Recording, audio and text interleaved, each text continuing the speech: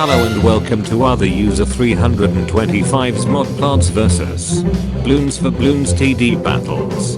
In this video I'll be showing you the swaggiest tier list which I've ever made with explanations for every plant in PvP, but also comes up with their strengths and weaknesses, based on even their upgrades. Before we start this video, I won't be ranking Buttercup due to her majority as a sandbox mode exclusive plant. Anyways, let's start this awesomeness. Starting up with the Peachata, unfortunately the worst plant in this tier list.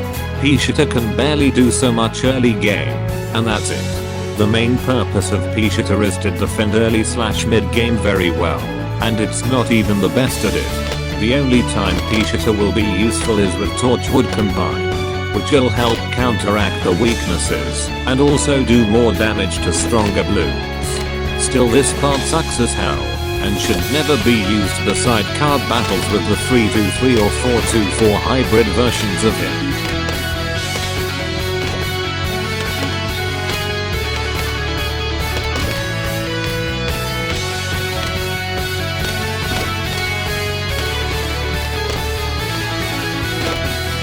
Up next on this tier list, we have the glorious slappy leaves guy called Nightshade.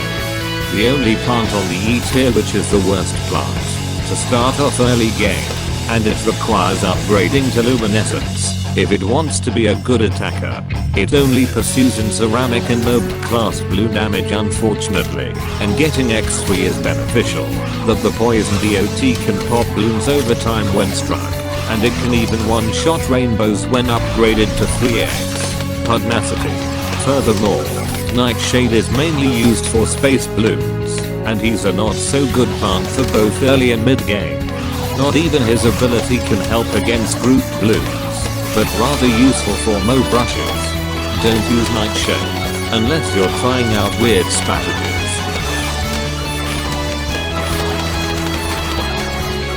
The Cactus is an okay plant, but we all agree in PvZ1 it's not water. Its high piercing thorns makes it effective at popping group Bloons, especially when upgraded. Sadly it lacks in mob damage which makes this thing act uselessly on them, so as ceramic Bloons. It can pop leads when upgraded to heat tip thorns, the 3x upgrade, which makes her a useful plant for them, and has a decent ability, but only increases her damage, and pierce 4-fold for 12 seconds. The only problem with Cactus is she falls off late game, making Cactus strats unreliably useless even against Dandelion plus draftable combo strats.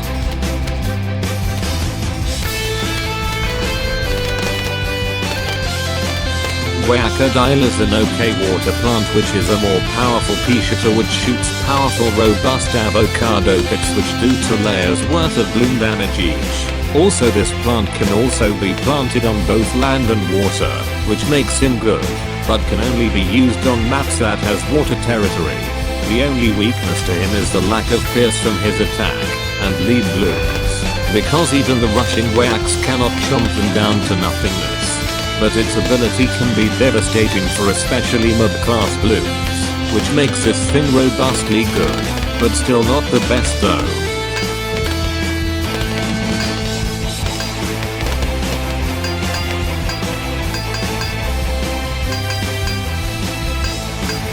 Snow Pea is our first exclusive plant we have on the tier list. It ends up doing the same as Peachata, but with a slowdown touch on Bloons. It has incredibly, not incredulously, powerful upgrades on the left side. It remains weak at first just like Peachata, but when he has 4x absolute 0 Ps, it's game over for the atrocities of rubber. Has same ability as Peachata, but with an ice trail. The only downside is that a fire torch would make him dog water, so ice torchwood ends up buffing the slowdown for the Ps, and that makes the Bloons the stalliest. When you have T4 Snow Pea on left and X4 Torchwood, it's unstoppable. Still, it can only be used in card battles, and is found on the map Snowfall. Still, it ends up being C tier due to the weakness of early/mid game just like Peachata, but it's only strong when he has force tiers.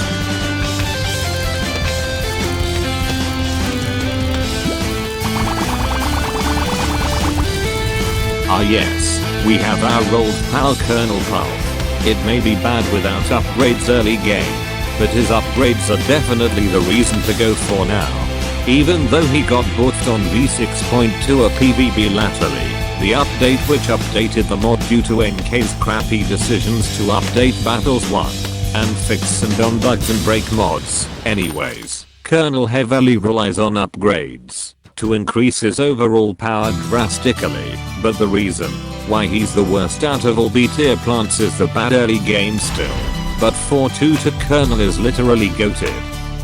Now, which is some stallage you gain and damage because the butters with AoE have 2 pierce which makes Colonel OP as heck.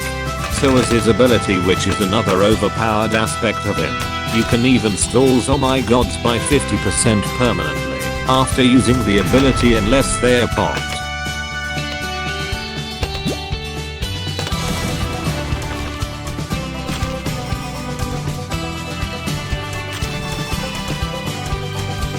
Repeater is a single-handedly good plant which is double the firepower than a regular Peachata, but it does better long term.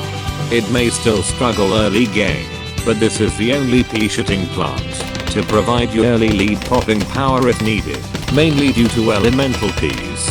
3x. Repeater's only weakness is the majority of group Bloons, and 4x Repeater has those overpowered lightning Ps which beats most group rushes which makes him good, and has a better Peachata activated ability which even spits out a giant P at the very end which only has 1 pierce, but does massive damage to 1 Bloon. Useful for modes. It does slightly better than the last plant in this type of tier, Colonel Pulp, but it has everything of a well balanced Peachating plant which does some decent damage.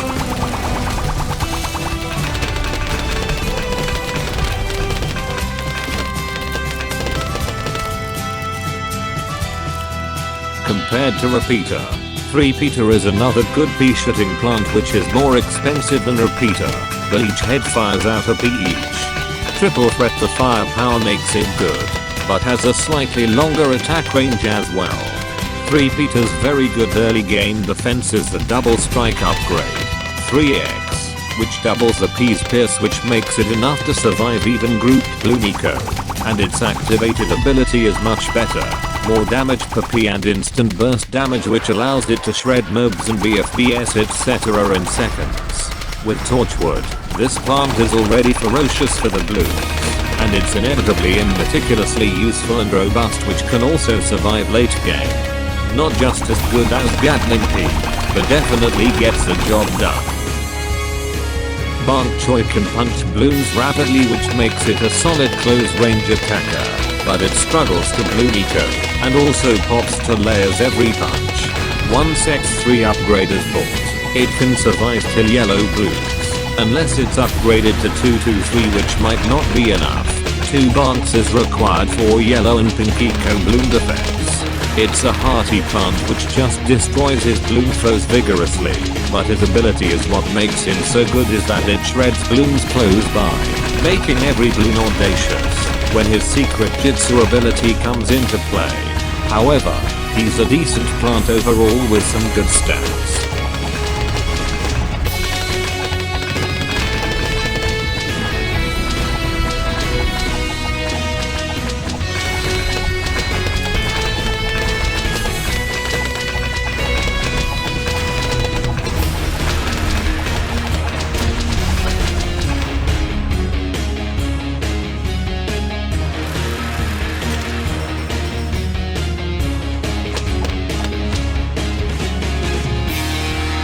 Fume Shrimp can provide tons of popping power for its most efficient price. It seems very efficacious with the upgrade's potency and power overall. The best way to make Fume a popping machine is you upgrade into 3x pertinacity which makes him persistent, pertinacious when it comes to Bloons. It may seem like a formal word, but it was used to describe Fume Shrimp's awesome upgrade, and X3 poisonous/toxic fumes are very dangerous for Bloons which can work out splendidly for you, and most effective against mob class Bloons. Placing him on straight lines and set targeting priorities strategically can also help you out drastically early game. Spaced Bloons beware. and his ability is literally a shredding machine when it's used. Pushing BFBS and mobs back is the key with that huge damage output.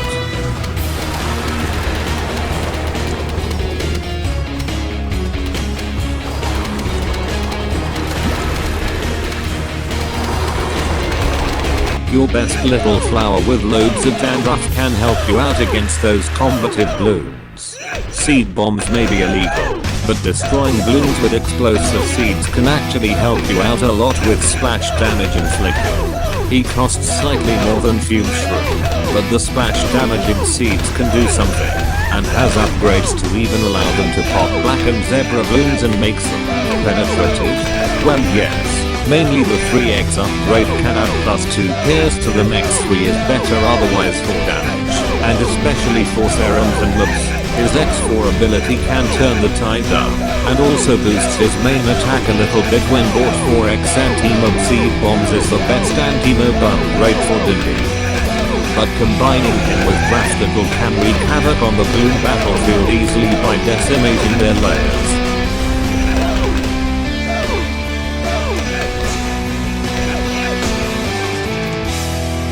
The best B tier plant on this tier list, but for the exclusivity of card battles, here comes the almighty Snapdragon.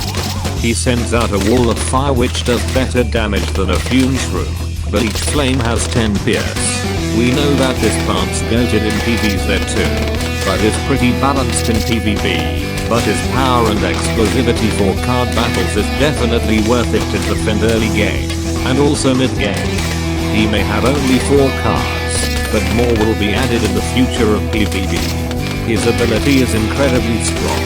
If mobs are a huge threat, like a ginormous mob rush in there, it can help you out drastically, even though it's unbalanced in PvZ too. The Plant Dragon King will protect you from those atrocious bloons and is well balanced, unbusted.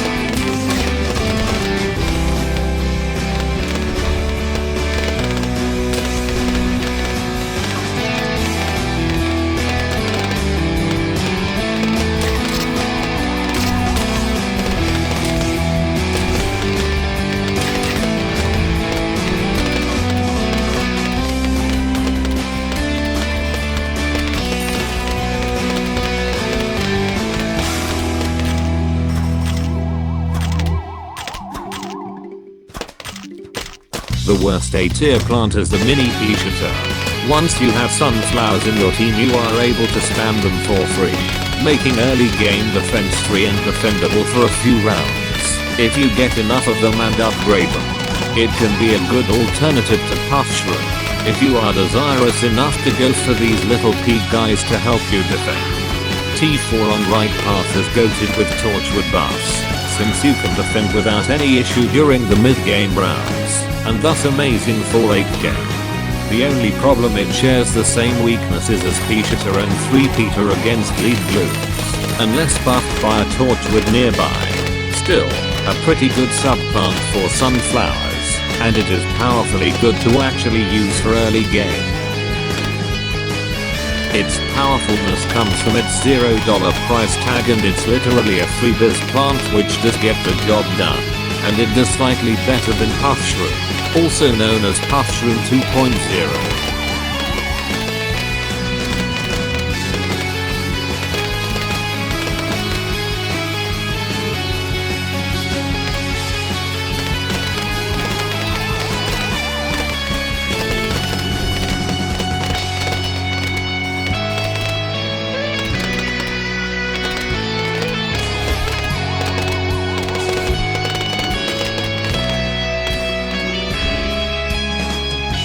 Since the 6.2 update, Cabbage Pulp moved way higher in this tier list, and its left path upgrades got the work, starting at tier 3 for it and above.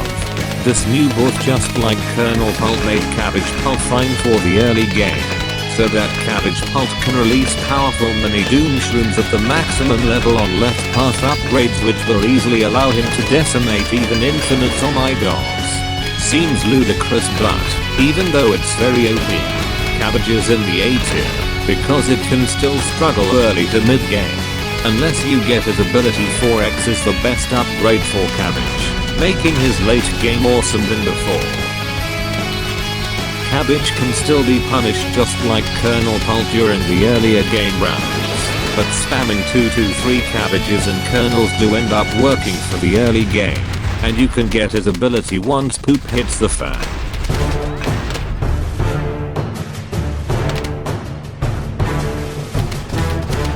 Cattail is a very powerful water plant which behaves functionally to PVZ1, but the seeking thorns are much more predictable, and they will always hit regardless of hitting their targets inconsistently in PVZ1. It has many powerful upgrades which makes it an all-round plant to use, especially in watery or lacky maps such as indoor pools and shallow river etc. However, she can help you defend, but upgrading those thorns pierce is the play to go to defend perfectly. Her ability is so goated that it can be microed so easily to actually defend bloom rushes, which makes Cattail a robust option in those water maps. She is very good, but sucks against lead blooms, which requires a plant such as Dandelion to deal with them. Furthermore, Cattail proves to be the best plant in some case scenarios due to her ability, Meow Laser, which can be microed to actually deal continuous damage to blooms until you run out of money. Still, Cattail is a very strong plant for the season overseas.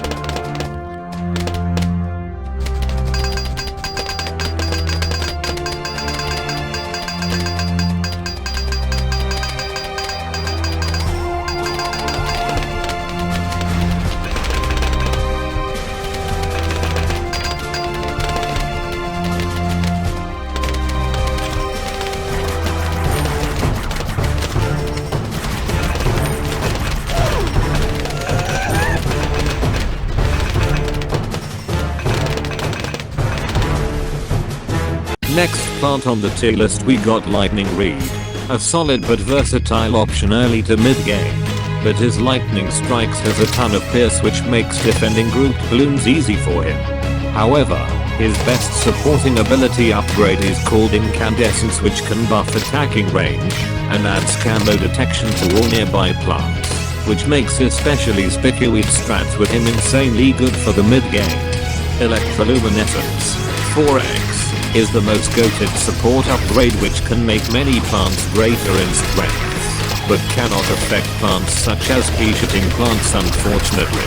Not much to say about this plant. He is solid in the current meta in plants versus blooms with some decently powerful upgrades.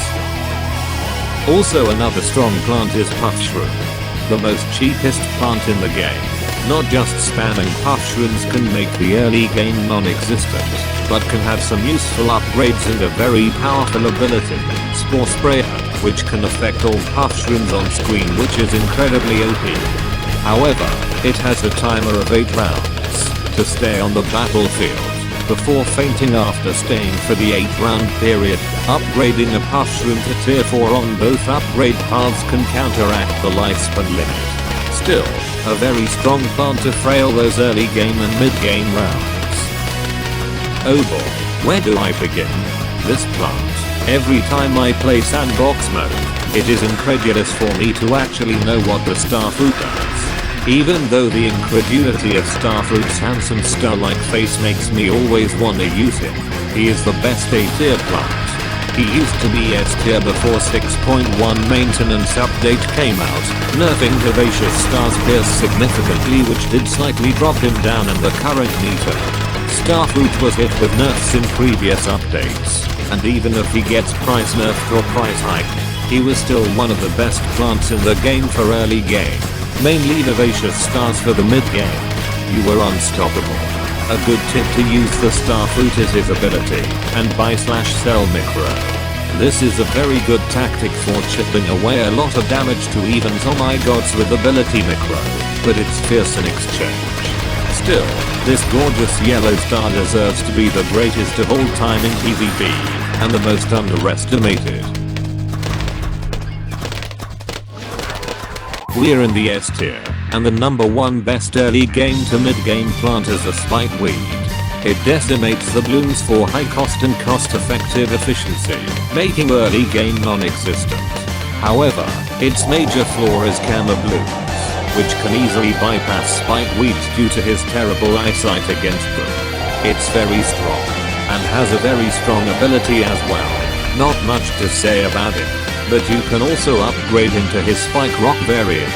One of the best stalling plants for late game is gonna have to be the Draftable.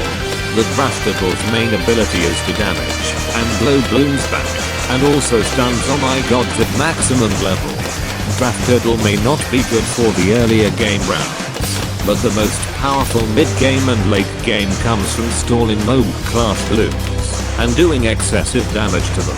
However, a rare cannon blasts can also pop lead Bloons.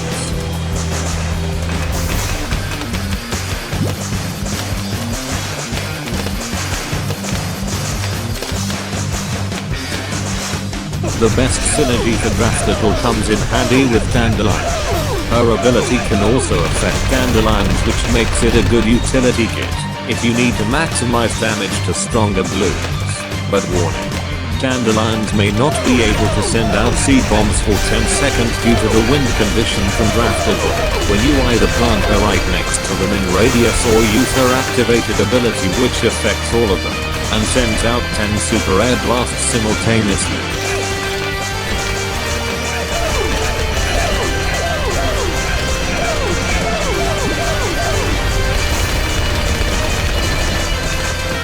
The most expensive but powerful plant in the game is the glorious Cob Cannon. He sends out corn missiles, even if you used his giant corn cob ability, defending some bloom rushes, and popping any bloom type, which is very strong, which does a lot of damage. He has numerous upgrades that are considered powerful and overpowered if you wish to take late game to the next level. We know the inexpensive plant called Fume Shrimp, and for $4,000, Cob Cannon is worth if you want to macro his ability, which is the buy/sell trick when it comes to getting rushed. The Corninator X4 is a very OP upgrade if you want to defend infinites oh my gods earlier on, but very expensive. Still, a top tier plant, and also affordable for the mid-game rounds.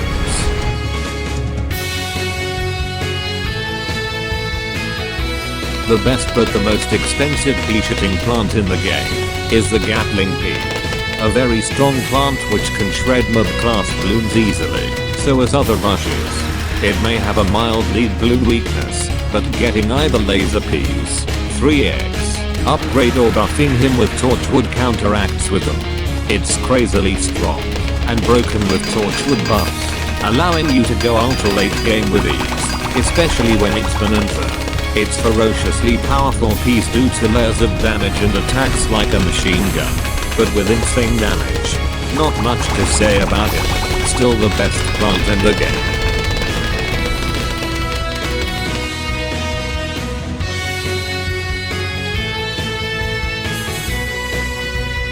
Do you want money so fast?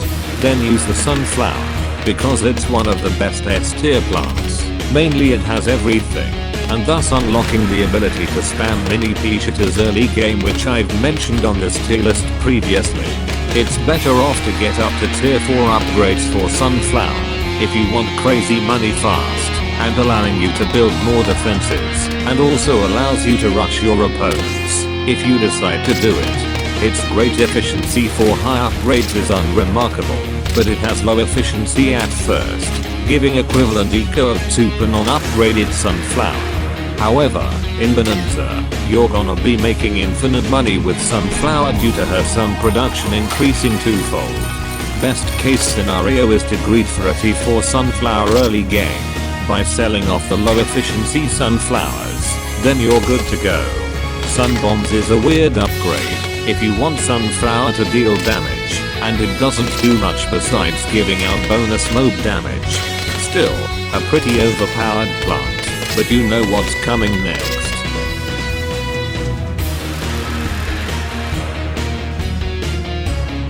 All you need is one Torchwood, and any pea-shooting plant you plant in his affection radius will get boosted and shoot out fire peas and or higher tier peas when upgraded.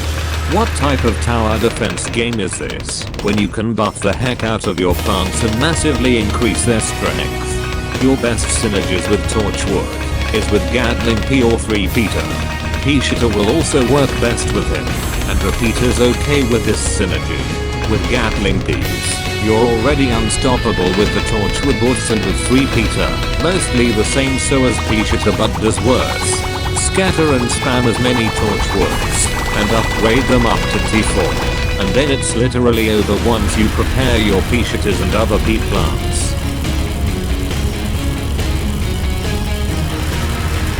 However, even with a ton of balance changes and nerfs to Torchwood, he is in fact the most strongest plant in all history of Plants vs. Bloons.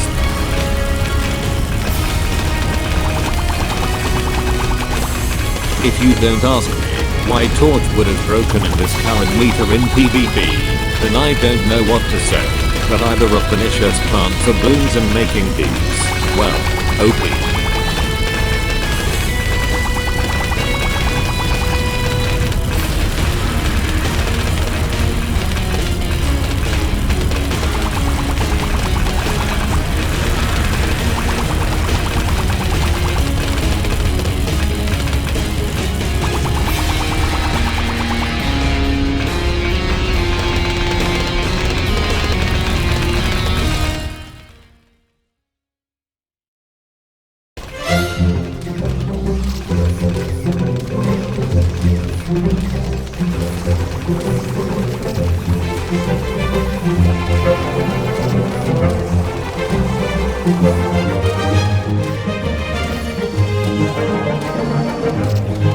That's it for the tier list video. Even though Plants vs. Bloons isn't fully balanced compared to PvZ1 and PvZ2, its awesome design and a cool concept for Bloons games makes it the true masterpiece. Anyways, don't forget to subscribe to the real other user, and don't forget to like and comment down below if you want more video ideas, etc. That's it for the video, and we'll see you next time for more awesomeness by the real other user, and stay safe.